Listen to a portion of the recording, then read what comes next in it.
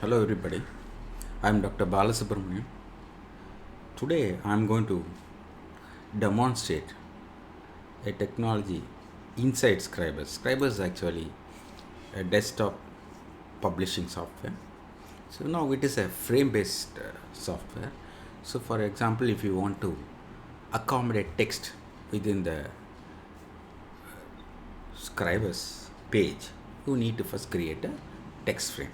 Similarly, if you want to incorporate an image within the page of Scribus, again you need to create a image placeholder or image frame.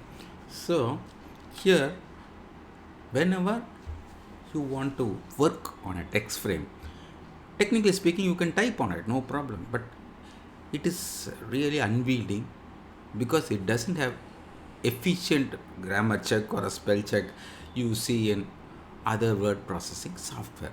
So it is always better to use a word processing software to generate the content and import the same into Scribus to perform the layout. So if you want to create a good layout, if you want to have the freedom of creating a good layout, you can always use Scribus. So getting the content into the Scribus is a little bit tricky, but not difficult. You can directly type on the text frame, no problem. But instead of typing on the text frame, it is simple and easy to import text into a Scribus text frame. And this also offers another potential wherein if you are planning a book containing many chapters and each of these chapters you want some different authors to contribute, you can invite them and ask them to give out their content typed neatly in a using a word processor like Google Doc or LibreOffice Writer. So what are all the text formats which can be easily imported into a Scribus text frame without loss of formatting data? Formatting is nothing but your paragraphs, your styles, your fonts, your tab spaces, all these things are formats. So whenever you format something in this word processor, it is always unique, clearly carried out, and if you import a formatted document into the text frame of Scribus, the formatting also should be faithfully incorporated. The font used also should be faithfully followed or faithfully copied.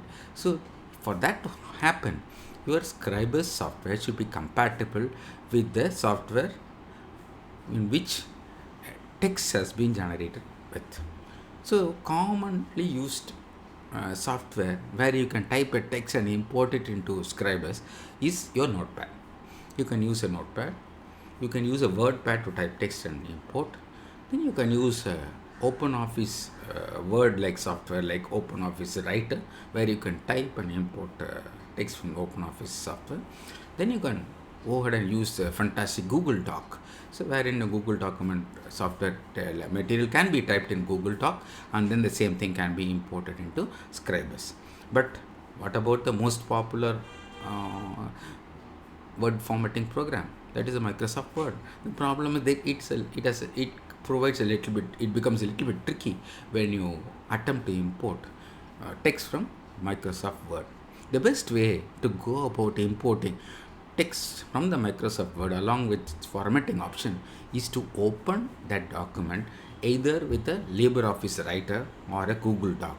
And then after the document is fully opened, you go ahead and save the document not as Word format, but you go ahead and save it as ODT format if it is going to be a LibreOffice Writer, or Google Doc format if it is going to be a Google Doc software.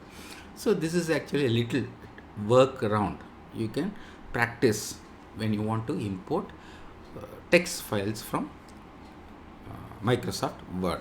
So now I want to show you how we are going to import text into a text frame.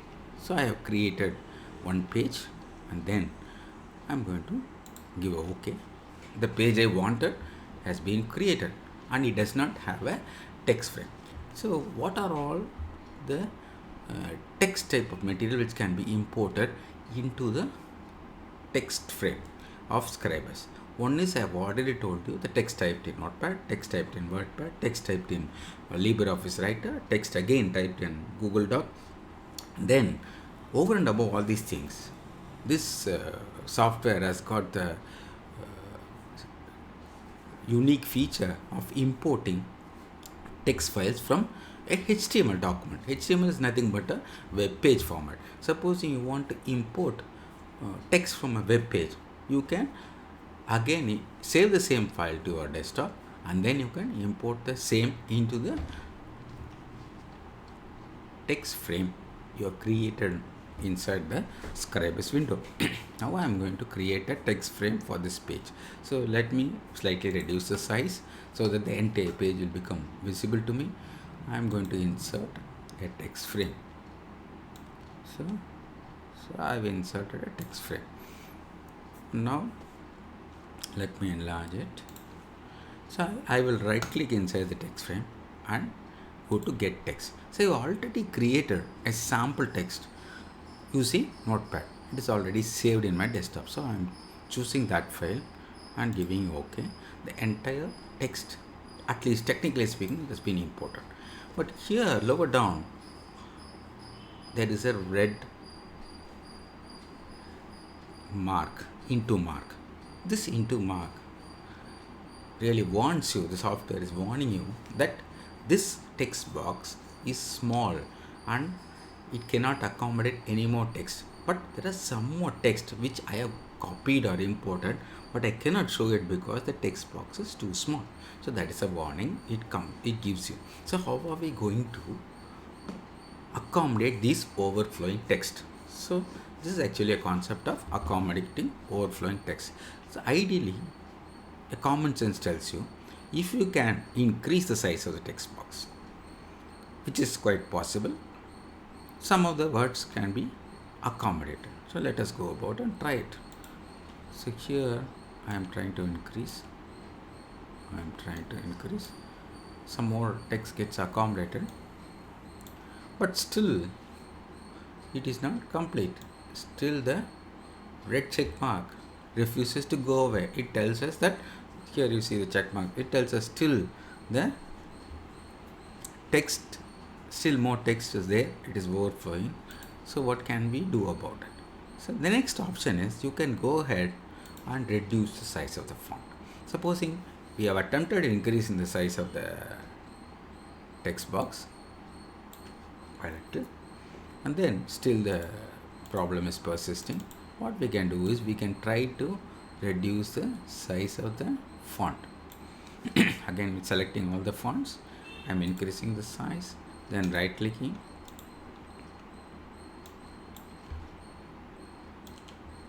I select all. It's better I reduce and select, because the entire page should be visible if you want to manipulate. So now I am going to right click, go to properties, and then I will go to text. I will reduce the size of the font. So when I reduce the size of the font, I see some of the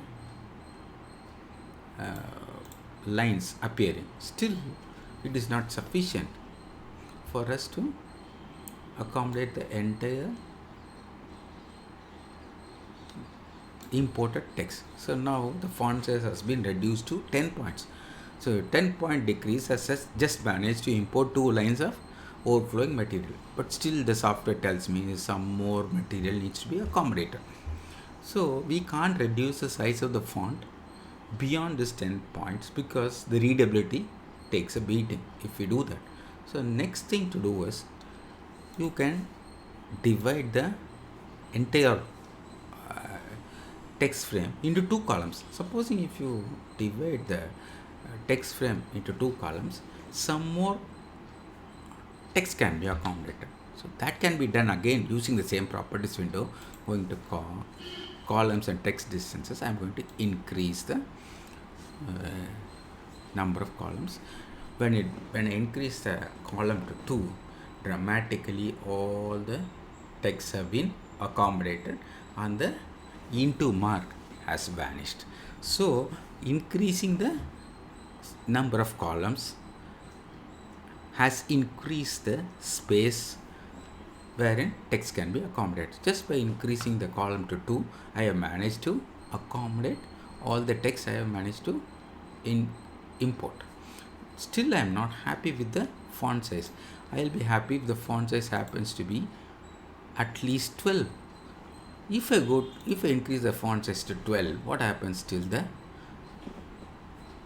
this into mark refuses to go, so still the text is overflowing. If I increase the font size, the text is overflowing. So we try to increase the size of the text box, we try to decreasing the size, we try to decrease the size of the font, then we increase the column from 1 to 2. By increasing the column from 1 to 2, we managed to create more space inside the text box, and it accommodated a large amount of text copied or imported. But still, when I wanted to increase the size of the font to make the document more readable, again the text started overflowing. So how can we get over this problem? So ideally, the best solution can only be that there should be a subsequent page. That's what happens in all the word processing system. As you keep typing, as soon as the page gets over, the software automatically creates another page for you and the typing goes on. But this is not the case as far as Scribus is concerned. Scribus won't defaultly allow you, create another page, create a text box for you, and as a default.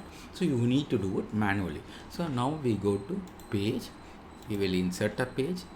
We'll insert one page at the end of the first page, give it OK. So that page has been created. Now I'm going to create a text box or text frame to hold the text. So our intention is to make this frame allow the text to overflow to the next text frame in the subsequent page. So now I'm going to select this text frame, then go to the toolbar. Here, if it just on, there will be something called link text frame. Just click on it once. So here this really icon tells you that this is a linking tooltip. I just click on the empty text frame. So what has happened is the excess text has managed to flow into the text box of the subsequent frame.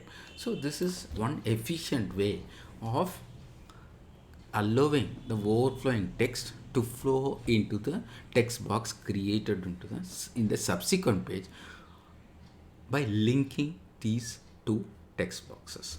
So this is the very good way of doing it. So as a recap, let me tell you, we managed to create a blank document. We created a text box to hold text material, and as stated earlier, we imported text from one of the compatible text formatting program or text generating program. It's Notepad. Again, as I have been telling you, you can import text from LibreOffice Writer, you can import text from Google document, you can import text from even Excel, provided you have saved it in comma separated value format, CSV format. If you generated a document and you have saved it in CSV format, it's actually a database document in CSV format, you can always save it, you can always import it into the Scribus. So that is always possible. So after importing, we found out that some of the text were overflowing beyond the confines of the text box. We tried to accommodate that overflowing text by increasing the size of the text box. It did not help us. And then we tried to reduce the size of the font. This accommodated a few lines. Again, still it was not sufficient. Then we went to the properties window and converted the single frame, the single frame text box into a double frame 2-column text box. So its single column text box was converted into a 2-column text box. The moment it got converted into 2-column text box, a lot of material got accommodated because that dramatically increased the size of this white space available inside the text box. So next, still we found out that still some more one line or 2 lines needs to be accommodated. So then what we did was we created another page and inserted a new text box inside the next page, then selected the text frame, first text from the first page, and then clicked the toolbar which says linking text frames, and then clicked on the second page text box which you wanted to link with. The overflowing characters were displayed in the second page text form. So this is actually how we get over it. If you are a good planner, if you plan your documents well in advance, you can do this. Say for example, you create a new document. So you say you have planned your content for 5 pages, and then don't forget to check this box, automatic text frames. If you check that box, what Scribus does is it automatically creates text boxes in all the 5 pages. So if you just import text, sample text, get text, so what happens is automatically these pages and text boxes are linked. So it will keep on adding till it reaches the end of the last page. So these text boxes are auto created, automatically linked to each other. So the text will start to free flow from one page text box to the other page text box. So this is where planning a little bit, planning a document plays a very important role. Thank you very much for your patient listening.